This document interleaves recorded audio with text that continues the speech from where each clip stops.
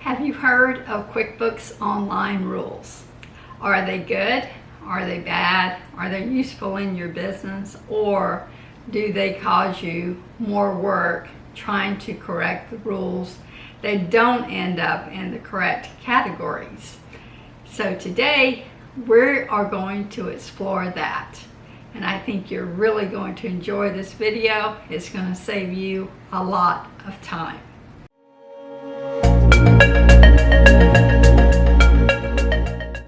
Hi, my name is Helen DeVries, and I am a bookkeeper, accountant, trainer with QuickBooks Online, and I train you personally one-on-one.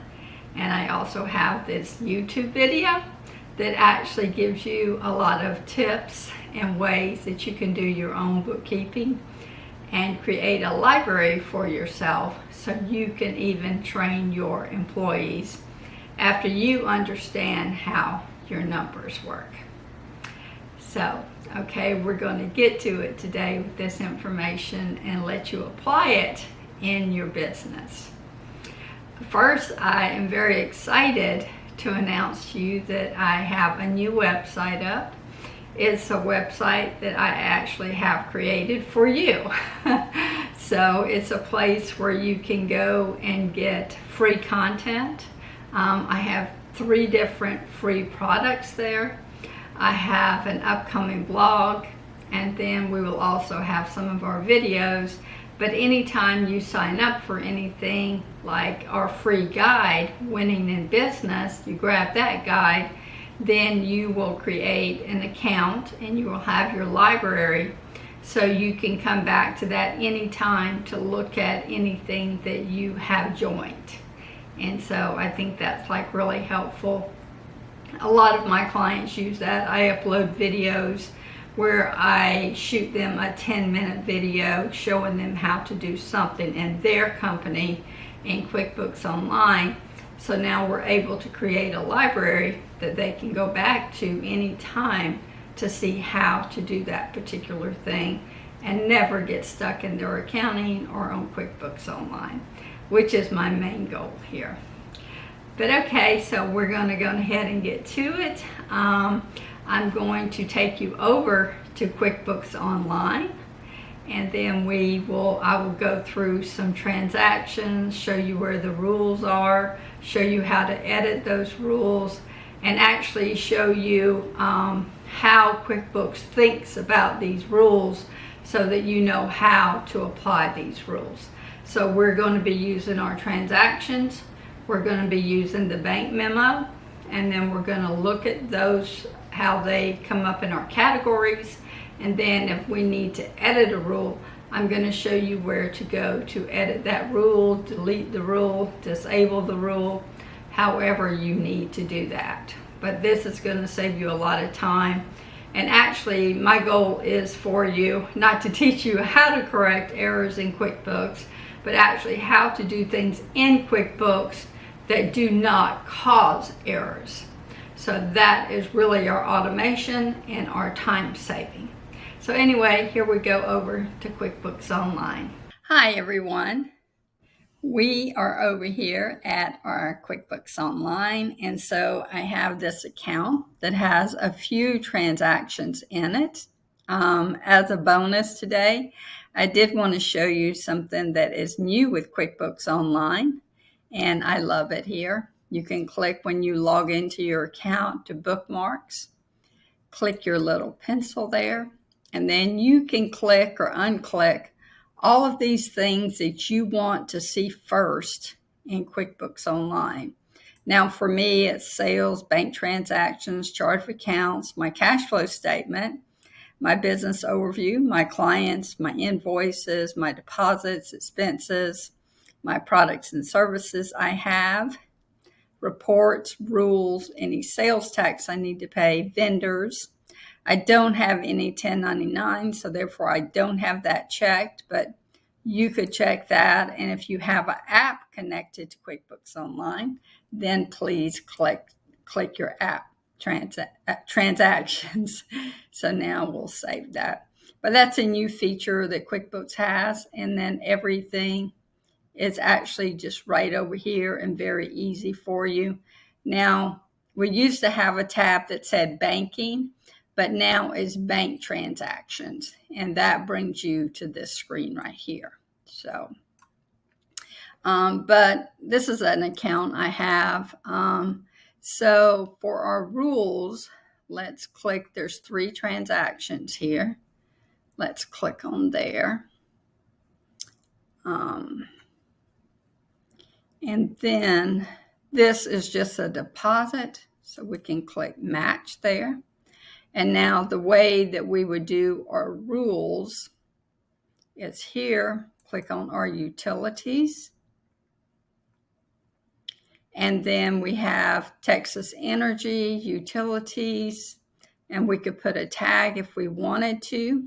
And what we do here is look at the bank memo here, okay? So let's click, let's copy TX Energy, because this is how it will show up in QuickBooks. And click, all right, I'm gonna copy this. Now let's click create a rule. So here we'll create a rule, and it will bring you up to this next screen. And what you want to do, your exact bank memo, we want to add as this name here. So that way, every time QuickBooks sees this, that it knows that it's coming out of this Wells Fargo bank account. It's an expense type or category, and then it's utilities, and this is the payee. If this expense was connected to a customer, you could put customer. You can use your tags and put your tag there. And then it says replace bank memo, also keep bank memo. So let's also keep bank memo. And then this is a mistake a lot of people make. Automatically confirm transactions to this rule apply to. Never have this clicked. You have it here, QuickBooks adds it automatically, and you never looked at it and you never approved it, so you do not know if it is correct or not. So let's undo that, and then we can click save. Okay, and so that one is in our rules. You'll see on this first line, you'll see the rules, utility. And if we click on this, which you would every time you see one of these rules, you click on it. And now you'll see what account category that this went to. And you know that that is correct. So now we can add. And in saying this, like Texas Energy, it would always be under utilities. If you buy something from, say, Office Depot, sometimes it's office supplies, sometimes it's a cost of goods. I would not put this as a rule because we only want to use vendors that only use one category 100% of the time. Now you can put like Office Depot, create a rule for office supplies, but just know when you go through your transactions, you may have to change this category if it was, say, for a cost of goods or if it was for advertising and you want that put in a different category. But we can click just add here. And same thing here, we have Allstate Insurance. So now we're going to copy Allstate insurance premium. I'm going to copy that, and you can see the bank detail. That's what the bank has in their records. Now we'll create a rule, and then we will paste this here. We're going to go down, and it'll come up as an expense every time. Now, this was not supposed to be a website. This was insurance. So we're going to click auto insurance here. That's one of those instances that you want to check everything that's here and make sure it's correct. And even if you had to split it up between 2 different categories, you can add the split there. So you could click add split, then you've got 2 lines, okay? But we're not going to have a split, and I don't have automatically confirmed highlighted there, so all is good, so we'll save. I don't want us to do that, so let me get out of here. So let's do that again. Make sure we have it correct. I wasn't splitting that, so I'd have to redo it. Once again, look over everything. Also keep existing bank memo, then click save. And now you'll see it in the green. So every time you have a rule on a transaction, you'll always see it in the green. And remember always to open that transaction to make sure that it's correct. Like that one didn't go in correct. So now we need to go to insurance, put auto here, make sure it's correct. That's one of those easy mistakes that we can make. Okay. And then I have a few on a little credit card here. So we could go to Amazon, for instance. We'll do this last one. And it's office supplies, which is correct. So we're going to copy Amazon Marketplace. Copy that. Oh, I already had a rule, so that was correct there. So we already have that one set up. So that makes that great. Okay, so Walgreens. And there was not a rule there, so Walgreens. Copy that. Create a rule. Paste it. And then this would have been office supplies and not that. Let's put the office supplies. Keep existing bank memo. And then save. And you can see how easily that rules, if you do not watch each line, can be put in a different category. So QuickBooks with its IG tries to match everything up. So sometimes it's a favor to us, sometimes it is not, because where we see the errors is when we get over here to our reports. We click reports, and then we go to profit and loss. And then when we're looking down, say in categories, say for office supplies, we click on here. And this is how we check our accounting too. And I'm going to switch to Classic View. That other is a new view that QuickBooks has. So then you can go through here and then make sure that all of these names, those are office supplies. If you see one that isn't, then you can like say, click on here on Amazon, go into that transaction,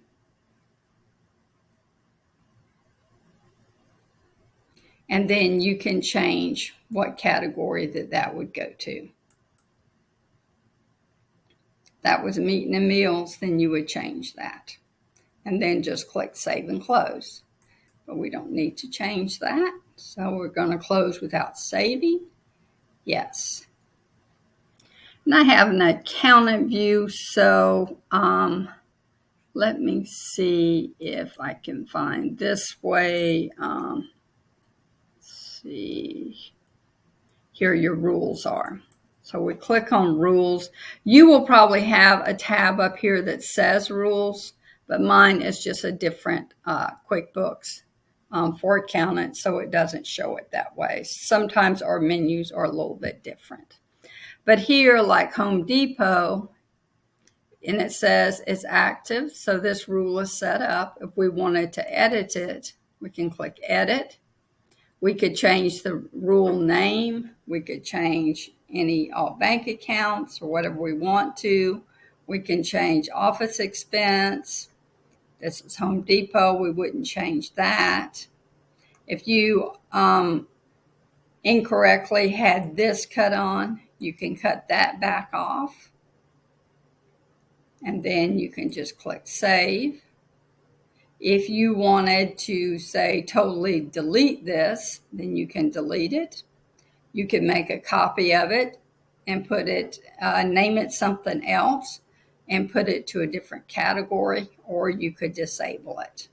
But this way you can always go to your rules. If you see one that isn't working out, then come back here and do that. But that's all I really had for you today. It's a really quick video, but it's very important because this can save you like a lot of time when you're going through your transaction. When you look at your transactions, say these 4 here, if all of them had rules by them, I can quickly just click on it and say, yep, that's office supply, and add. Where these 3, I have to actually go in there and put in whatever it's for. And you can see I can create a rule for these as well. But that's exactly where you are right there. And I love the bank tabs up here because it can tell you your different balances, especially with credit cards, if you want to pay a little bit more on your credit cards and that type of thing. So anyway, that's the video for today, and I hope you enjoyed this video. Thank you so much. I hope that was helpful for you. Let me know if you're interested in this topic and different little things in QuickBooks, and I will be glad to help you with that. And please do post any comments that you have and any questions. And it's not only to answer your question, but other people may have that same question, and so it would be great to help them get their answers as well. And then also put in the comments if you have any little tips or tricks in working in QuickBooks Online that you think would help other people. And that is what I love about helping clients, of being able to do that. So we actually want to help each other on this YouTube channel. And I do appreciate you for tuning in to my YouTube channel. It inspires me and helps me come up with new videos every week. And most of my videos come from different challenges my personal clients have in their business. So then I share those with you in places that they get stuck, in a solution for those things. But do please check out my new website. Let me know what you think about it, what you like, what you don't like. And then grab those free products and resources that I diligently give to you and make available to you. All right, well, thank you, and I will see you next Wednesday. Talk to you soon. Bye-bye.